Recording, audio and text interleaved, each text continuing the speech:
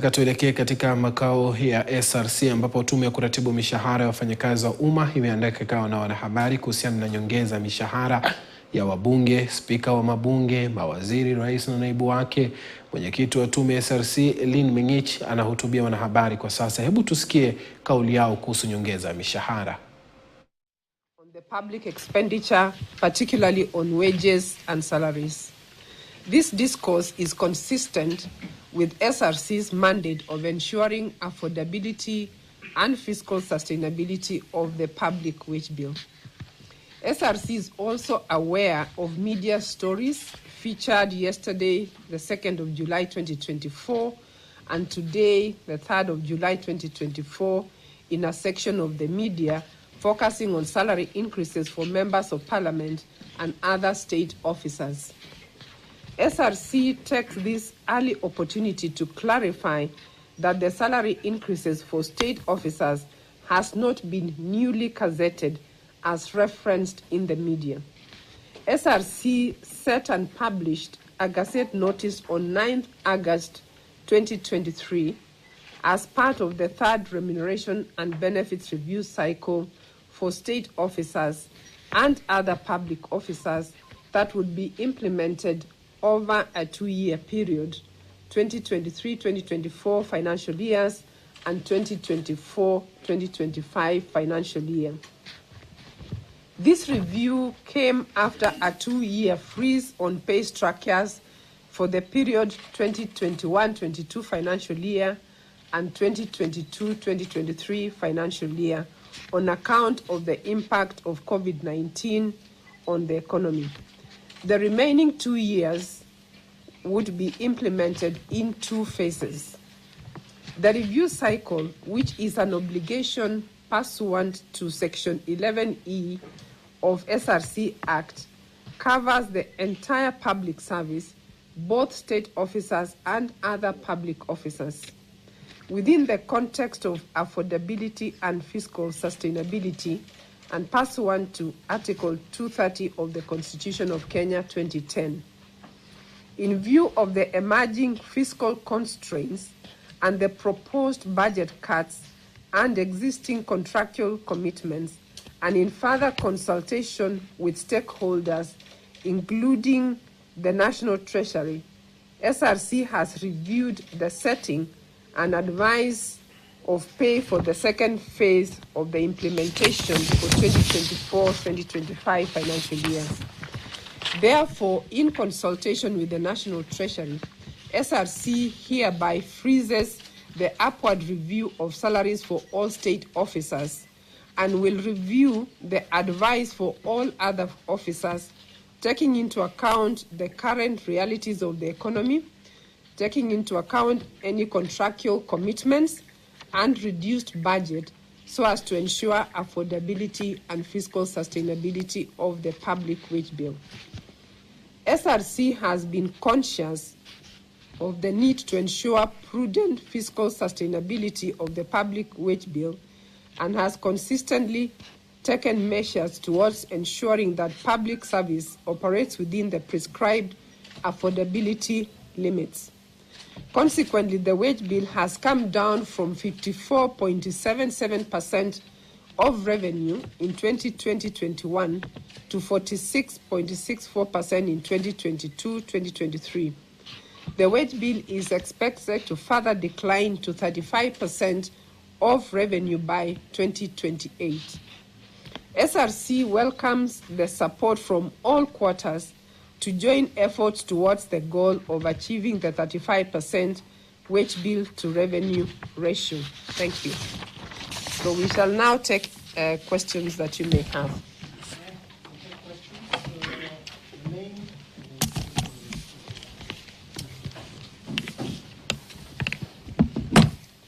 Yeah, Anthony. My name is Mongi Maina from Kuratibu.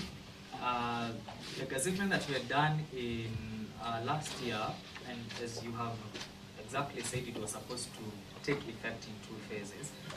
It means already in the last financial year that began on 1st of July 2023 that there was an increment that was effected that time.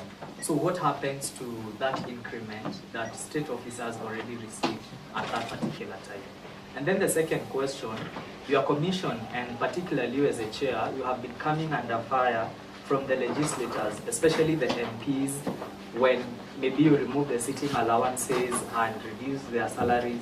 But now the MPs and the senators they have come together to support the SRC to freeze the increment of the salaries.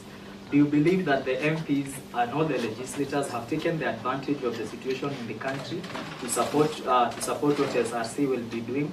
Do you believe that the MPs have been hiding their heads in the sand, pretending they don't know the situation that has been in the country? Thank you. All right, let's take another one.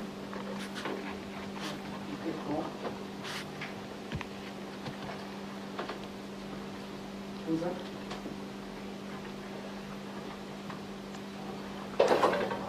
While they're thinking, Chair, you can respond to that.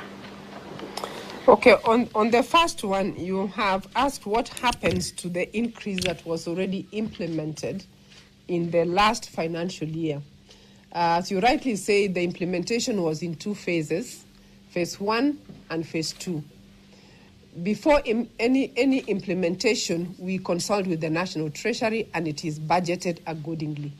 So the review for the last financial year was budgeted and therefore it will continue to apply.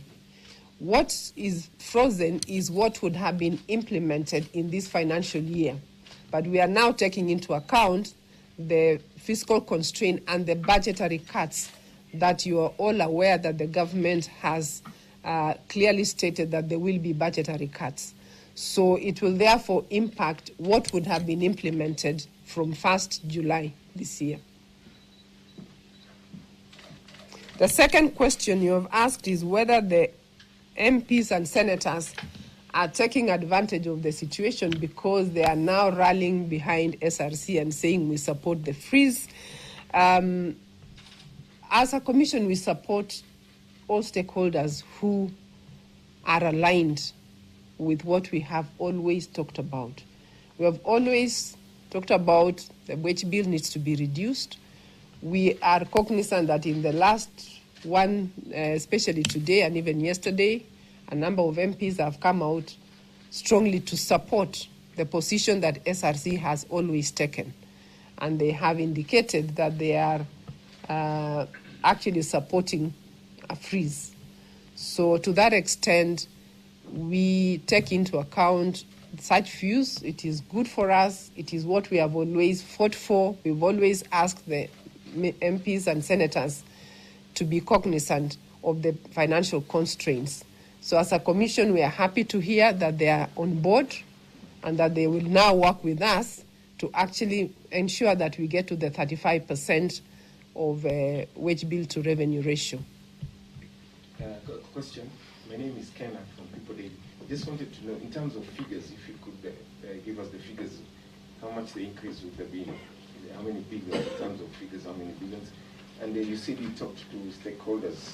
Were unions included in that talk, like the civil servants union and the doctors union and all that? You have had a tussle with the medics. Okay. We have a question. Chair, I'm wondering, the conversation has already started in terms of wage bill. When you talk about state officers, because I mean, that's where largely the problem lies. What are the low-hanging fruits? Have you identified what, if we were to go the way of pay cuts or removal of allowances, what are the low-hanging fruits and what will you be targeting as a commission? Okay, let me first start with the question about the numbers. The actual increase for everybody, all public officers, including the state officers, would be about 22 billion, right? The state officers, all of them, including the members of parliament, the judiciary, the commissions, the county governments, is less than 1 billion, right?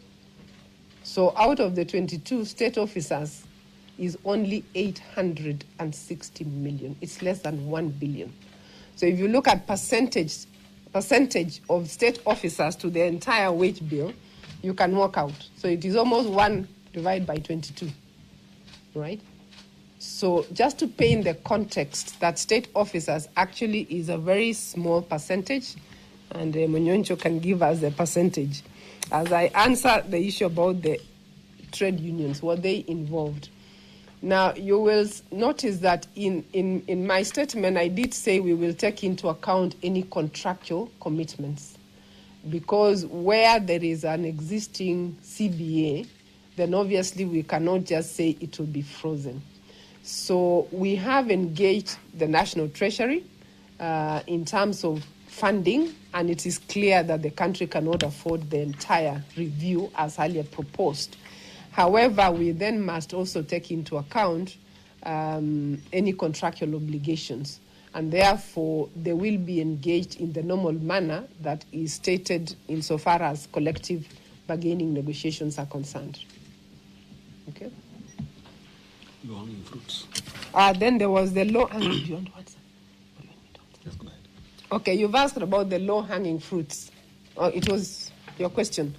In terms of the low-hanging fruits, you may be aware that 2 years ago the Commission started a process to streamline allowances, and we've engaged the media quite a number of times on that process of streamlining allowances.